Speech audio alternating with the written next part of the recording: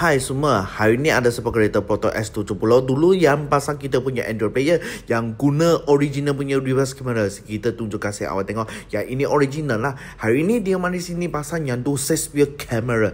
Jom kita tunjuk kasih semua orang tengok.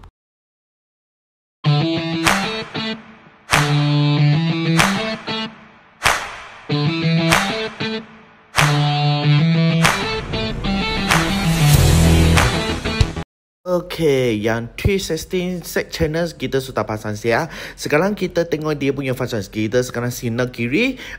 Sekarang tengok straight punya. Dulu ialah tengok bawah punya. Sekarang kita tengok straight. Kereta mari kita pun boleh lampau. Sekarang kanan, sinar kanan pun sama lampau yang straight punya. Dulu yang tengok bawah punya lah. Tak ada dah. Sekarang kita nak tengok depan punya function lah. Kita masuk di tengok tak ada meter-meter. Yang merah ialah lekat, yang hijau punya jauh sikit lah, ada tulis meter. Kita tengok reverse, dia pun sama, ada tulis meter. Kalau yang hijau punya jauh sikit lah. Kalau keluar merah mesti lekat lah. Yang tu lain boleh belok kiri kanan pun boleh, tak ada masalah. Okay, kita sekarang kat luar test. Yang kita sinar kiri, tengok ada kereta kita kiri lah. Sekarang kita sinar kanan pun sama lampu kereta nak sampai kita punya kereta lah. Ada satu mode lagi.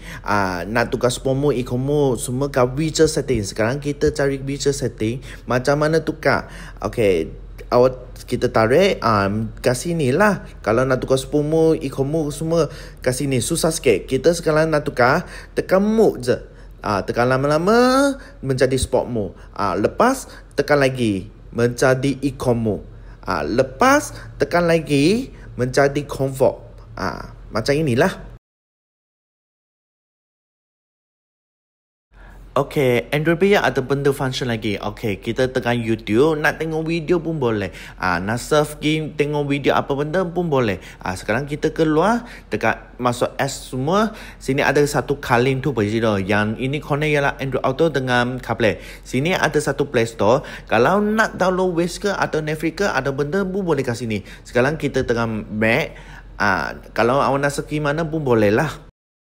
Okay, kita punya video sampai sini. Kalau peminat nak tahu harga atau nak tahu lain-lain punya barang, boleh message kita. Kita mesti berjawab kasih awak semua orang lah. Kita video sampai sini. Kalau suka kita punya video, share and like. And thank you semua orang tengok saya punya video.